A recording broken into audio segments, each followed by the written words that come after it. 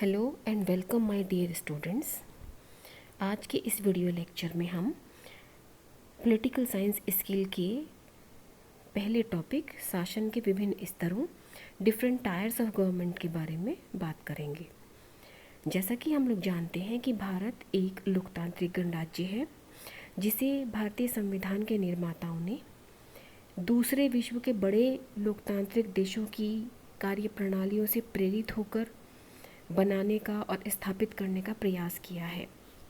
और ये बात भी हम सब लोग जानते हैं कि 26 जनवरी 1950 को भारत का संविधान लागू हुआ और जिसके माध्यम से भारत में एक संपूर्ण प्रभुत्व संपन्न लोकतांत्रिक गणराज्य की स्थापना हुई है। संविधान लागू होने के बाद भारत में पहली बार 1951 में आम चुनाव हुए, जिसमें भारतीय जनता के द्वारा पहली बार अपने वयस्क मताधिकार यानी कि वोट डालने के अधिकार का प्रयोग किया गया और भारत में पहली बार चुनी हुई सरकार बनी।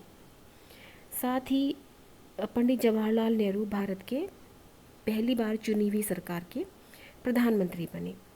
तभी से लेकर अब तक भारत में निरंतर एक निश्चित समयावधि के अंतराल पर संपूर्ण देश में आम चुनाव संपन्न होते हैं और चुनी हुई सरकारें बनती आई हैं, लोकतांत्रिक सरकारें बनती आई हैं।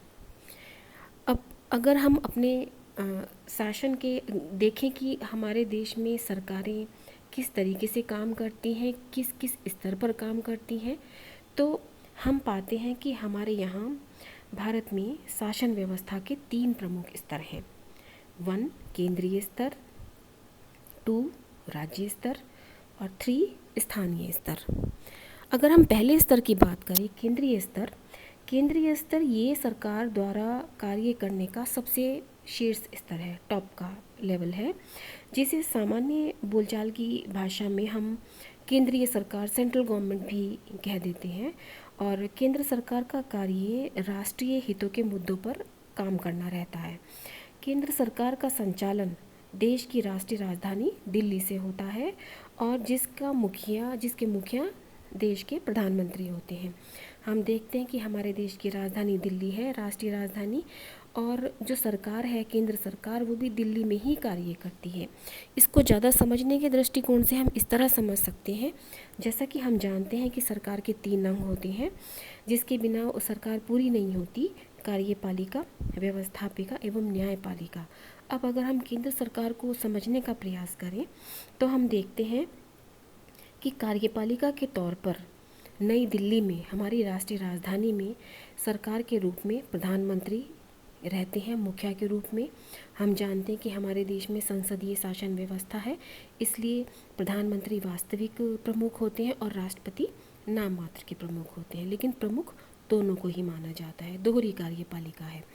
दूसरा जो इसमें दूसरा अंग है व्यवस्थापिका, जो कि लेजिस्लेचर जिसको कहा जाता है, जिसका काम कानून निर्माण का होता है, वो भी हमारे देश में राष्ट्रीय राजधानी दिल्ली में ही रहकर कार्य करती है, जिसे हम आसान शब्दों में समझने के दृष्टिकोण से मान सकते हैं अपने देश की प्रधान संसद, जिसके कि 2 अंग हैं, लोकसभा एवं राज्यसभा। इसी तरह न्यायपालिका अंग को पूरा करने के लिए हमारे देश में नई दिल्ली में स्थित सर्वोच्च न्यायालय, जो कि न्यायिक कार्यों को संपन्न करता है। तो ये है हमारे देश में शासन का पहला स्तर, जहाँ पर कि सरकार का प्रत्येक अंग हमारी राष्ट्रीय राजधानी दिल्ली में कार्य करता है। दूसरा जो अंग है वो है राज्य स्तर। दूसरा जो स्तर है वो है राज्य स्तर। राज्य स्तर से मतलब दूसरे स्तर की सरकार, भारत में कुल हम जानते हैं कि 28 राज्य हैं, जैसे बिहार, उत्तराखंड, उत्तर प्रदेश, मध्य प्रदेश इत्यादि। और भारत में के प्रत्येक राज्य में अपनी अलग अलग सरकार होती है। केंद्रीय स्तर पर जिस तरह प्रधानमंत्री मुखिया के रूप में कार्य करते हैं, ठीक उसी प्रकार राज्य में मुख्यमंत्री राज्य सरकार का मुखिया होता है। ठीक उसी प्रकार प्रत्येक राज्य में मुख्यमंत्री राज्य सरकार का मुखिया होता है। मुख्यमंत्री का कार्य अपने राज्य के अधीन रहने वाले मामलों पर निर्णय लेना रहता है। मतलब प्रधानमंत्री तो पूरे देश का प्रमुख है, जो कि केंद्र में रहकर कार्य कर रहा है। लेकिन अलग अलग राज्यों का मुखिया मुख्यमंत्री है, जिसका कार्यक्षेत्र केवल उसी राज्य से संबंधित है जिस राज्य का वो मुखिया है। और काम वो वही करता है, केवल अंतर ये होता है कि वो निर्णय जो लेता है वो अपने राज्य से संबंधित ही लेता है। इसको भी हम समझने के दृष्टिकोण से इस तरीके से ही समझ सकते हैं कि सरकार के 3 अंग कार्यपालिका अंग के रूप में मुख्यमंत्री है, जो कि राज्य स्तर पर मुखिया है शासन के। और जैसा कि हम जो स्तर हमारे यहाँ केंद्रीय स्तर पर है, वही चीज़ छोटे रूप में हम अपनी राज्यों की सरकारों में देखते हैं। तो प्रधानमंत्री की तरह यहाँ पर राज्य का मुखिया मुख्यमंत्री है, जबकि राष्ट्रपति की तरह यहाँ पर नाम मात्र के प्रमुख राज्यपालों को बनाया गया है अलग अलग राज्यों की हमारे संविधान के द्वारा। दूसरा, व्यवस्थापिका यानी कि जो कानून निर्माण से संबंधित संस्था है लेजिस्लेचर, वो हमारे राज्यों में अलग अलग राज्यों में जो राज्य विधानसभाएं होती हैं, जैसे उत्तराखंड की देहरादून में विधानसभा, उत्तर प्रदेश की विधानसभा वहाँ की राजधानी में, तो इस तरह वो विधानसभाएं होती हैं। और न्यायपालिका यानी कि न्याय से संबंधित मामलों को निपटाने के लिए प्रत्येक राज्य का अपना एक उच्च न्यायालय होता है, जैसे उत्तर प्रदेश का इलाहाबाद उच्च न्यायालय या उत्तराखंड का नैनीताल हाई कोर्ट। तो इस तरह ये जो राज्य स्तर की सरकारें हैं वो विभिन्न राज्यों की राजधानियों में कार्य करती हैं, जैसे उत्तर प्रदेश की सरकार लखनऊ में और उत्तराखंड की सरकार देहरादून में कार्य करती है। मुख्यमंत्री जो कार्य करते हैं वो अपने अपने प्रदेशों की राजधानियों में कार्य करते हैं। तो ये राज्य का शासन का दूसरा स्तर हुआ। तीसरा स्तर है स्थानीय सरकार का। ये जो स्तर है ये तीसरा स्तर है और स्थानीय सरकार शासन करने का सबसे निचला स्तर है, जिसे 3 भागों में बांटकर देखा जा सकता है, समझा जा सकता है। जिला स्तर, ग्रामीण स्तर व नगरीय स्तर। ये तीनों ही स्तर आपके 3rd लेवल के स्टेज में आते हैं। तीसरे स्तर की सरकार में इनकी गिनती होती है। इसमें पहला है जिला स्तर। जिला स्तर पर सरकार चलाने का कार्य सरकारी अधिकारियों के हाथ में रहता है। सरकारी अधिकारियों के हाथ में, इन अधिकारियों को लोक सेवक या सिविल सर्वेंट्स भी कहा जाता है।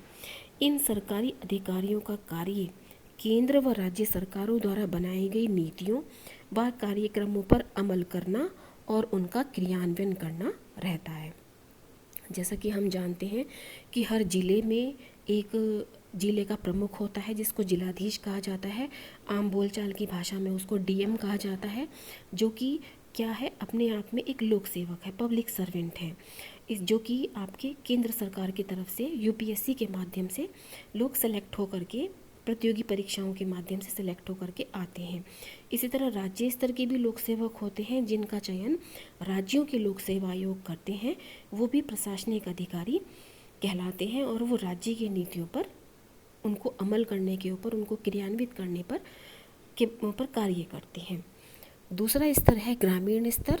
ग्रामीण स्तर जिसमें कि जैसा कि हम जानते हैं कि हमारे यहाँ जो सबसे निचली यूनिट है वो गांव से स्टार्ट होती है। कोई भी समाज बनता है तो उसमें सबसे प्राथमिक इकाई गांव है। और गांव के स्तर पर सरकार का मुखिया, किसी भी गांव का जो मुखिया होता है वो सरपंच होता है। गांव के स्तर की सरकार को हम ग्राम पंचायत कहते हैं। जैसे कि पहले टाइम में जो उनके छोटे छोटे झगड़े, छोटी छोटी समस्याओं के निवारण के लिए वो ग्राम पंचायतों में उनका निपटारा किया जाता था और सरपंच के माध्यम से, और जिसका कार्य स्थानीय ग्रामीण महत्व के मुद्दों को सुलझाने का रहता है। और इसको भी हम समझने के दृष्टिकोण से देख सकते हैं कि यहाँ पर भी एक छोटे रूप में सरकार कार्य करती है और सरपंच वहाँ पर कार्यपालिका अंग के रूप में कार्य करता है। मुखिया है, वो अपने गांव का प्रधानमंत्री है, इसको हम कह सकते हैं। और उसके साथ उसके काम को हेल्प करने के लिए ग्राम पंचायतें हैं और न्याय पंचायतें हैं। जो पहले टाइम में पंचों का निर्णय होता है कि भाई पंचों ने ये किसी भी गांव के किसी कोई मुद्दा है जिसको कि गांव के लोगों ने ही सुलझाना है, तो हर अपनी समस्या को हम राष्ट्रीय स्तर तक नहीं पहुंचा सकते। कुछ ऐसी छोटी छोटी समस्याएं जिनको हमें निचले स्तर पर ही सुलझाना जरूरी होता है। तो ऐसे में जो न्याय पंचायतें हैं वो इस कार्य को बखूबी करती हैं। और वही वही काम इस तरीके की छोटी छोटी समस्याओं को निपटाने का काम नगरीय स्तर पर भी भली भांति किया जाता है।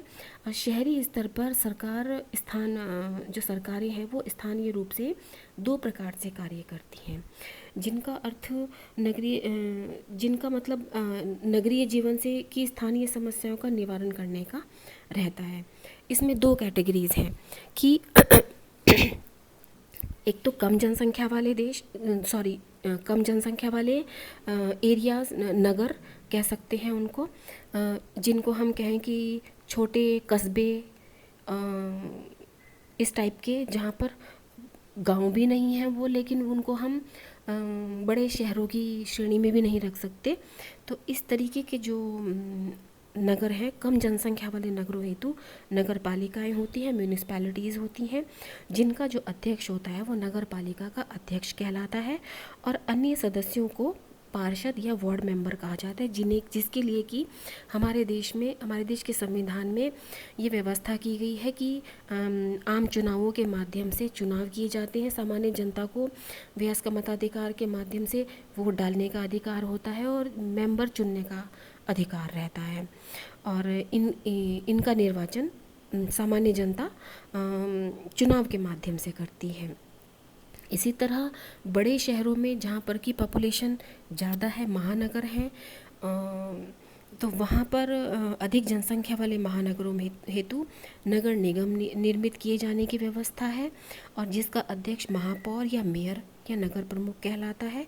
और हमारे जो प्रतिनिधि होते हैं छोटे छोटे, उनको वार्ड मेंबर्स या पार्षद कहा जाता है। तो ये अपने एरिया के हेड होते हैं, अपने ज़िले के, अपने सिटी के हेड होते हैं। तो ये हैं शासन के 3 प्रमुख स्तर। Thank you.